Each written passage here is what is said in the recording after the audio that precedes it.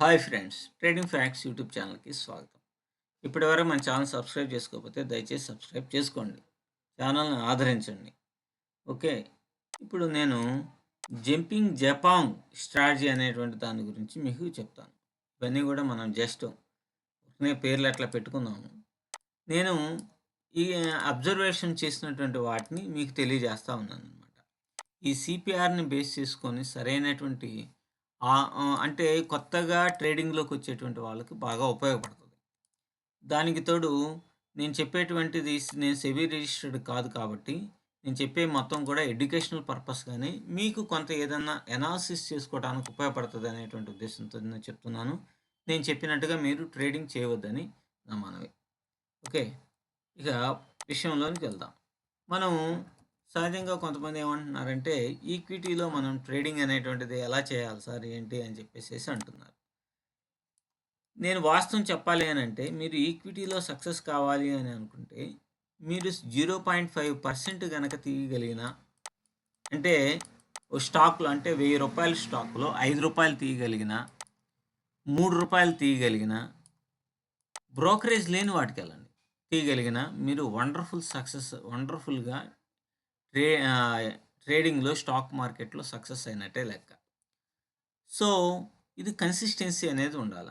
లేదంటే 1:2 రేషియోలో మీరు తీయగలిగిన, అంటే క్యాండిల్ సైజుని బట్టి మీరు ఈక్విటీలో ఇంట్రాడే ట్రేడింగ్‌లో అద్భుతమైనటువంటి ట్రేడర్‌గానే పరిగణించాలి. ఎందుకంటే మీ స్ట్రాటజీ అనేటువంటిది 60% సక్సెస్ అయితే చాలు.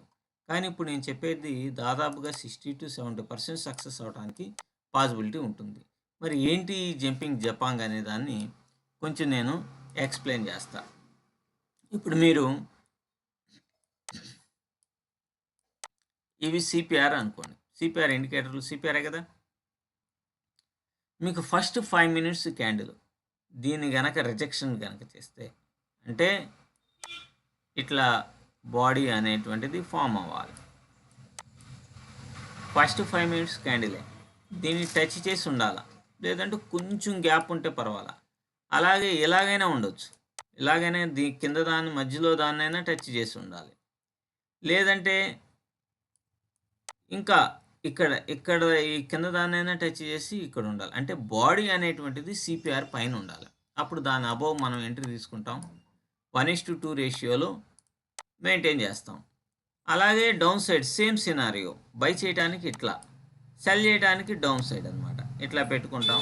డౌన్ సైడ్లో కనుక ఇదైతే డౌన్ సైడ్ ఎంట్రీ అనేటువంటిది తీసుకుంటాం. సెల్లింగ్ సైడ్ ఉంటాం. 1:2 రేషియోలో మనం ఎంట్రీ మన పొజిషన్ అనేటువంటిది స్టాప్ లాస్ని టార్గెట్స్ని పెట్టుకుంటాం. ఇది పర్ఫెక్ట్గా కనుక మనం మెయింటైన్ చేయగలిగితే, టైగర్ స్ట్రాటజీ అనే కావచ్చు, ర్యాబిట్ స్ట్రాటజీ అయినా కావచ్చు, అలాగే ఇప్పుడు జంపింగ్ జపాంగ్ స్ట్రాటజీ అయినా ఏదైనా సరే మీకు మంచి వండర్ఫుల్ అయినటువంటి రిజల్ట్ని ఇస్తుంది అనటంలో ఎటువంటి సందేహం లేదు. ఇప్పుడు మనం సిపిఆర్ని అప్లై చేసి ఎట్లా జరుగుతుంది ఏంది అనేది చూద్దాం. ఇప్పుడు మీరు చూడండి, ఇక్కడ ఇది సిపిఆర్, ఈ బ్లూగా ఉన్నది సిపిఆర్. సిపిఆర్ని ఈ క్యాండిల్ రిజెక్ట్ చేసింది కదా, చేసింది కాబట్టి దీని కింద మనం ఎంట్రీ తీసుకుంటాం. లేకపోతే కొంత రీట్రేస్ అయినా దాదాపుగా 1:2 రేషియోలో ఇది వచ్చేసింది. మనకి ప్రాఫిట్ అనేటువంటిది ఇచ్చింది. అలాగే మరొక రోజుకి వెళ్దాం. ఇది చూడండి, పైనుంచి ఇంత పెద్ద విక్కేసింది, కింద రిజెక్షన్ లేదు. ఇట్లాంటి వాటిలో మనం ఎంట్రీ అనేటువంటిది తీసుకోం. తర్వాత కోర్స్ వచ్చి పైకి వెళ్ళిపోవచ్చు గాక. బట్ మన యొక్క రూల్స్ అండ్ రెగ్యులేషన్స్ని పక్కా 100కి 100% పాటించాల్సిందే. ఒక స్ట్రాటజీ మీరు బిల్డప్ చేసుకున్నప్పుడు దాన్ని ఖచ్చితంగా 100కి 100% మీరు పాటించాల్సిందే. అలాగే ఇక్కడ చూడండి, సిపిఆర్ని రిజెక్ట్ చేసిందా 5 మినిట్స్ క్యాండిల్. సో దీని కింద ఎంట్రీ అనేటువంటి తీసుకుంటాం. లేకపోతే రీట్రేస్ అయినాకైనా సరే ఎంట్రీ తీసుకుంటాం. చూడండి ఎంత మంచి రిజల్ట్ అనేటువంటిది ఇచ్చిందో. బాగా పడిపోయింది కదా. అలాగే మరొక రోజు ఇది చూడండి, సిపిఆర్ని రిజెక్ట్ చేసింది, కానీ ఇంత సైజ్ ఉన్నటువంటి క్యాండిల్లో మనం ఎంట్రీ అనేటువంటిది తీసుకోం. ఎంట్రీ తీసుకుంటే ఏమవుతుంది, రిస్క్ రివార్డు మనకు అననుకూలంగా ఉంటుంది కాబట్టి మనం ఎంట్రీ అనేది తీసుకోం. సో దీంట్లో ఎంట్రీ అనేటువంటిది లేదు. అలాగే మరొక రోజు ఇక్కడ లేదు, ఇక్కడ రాలా.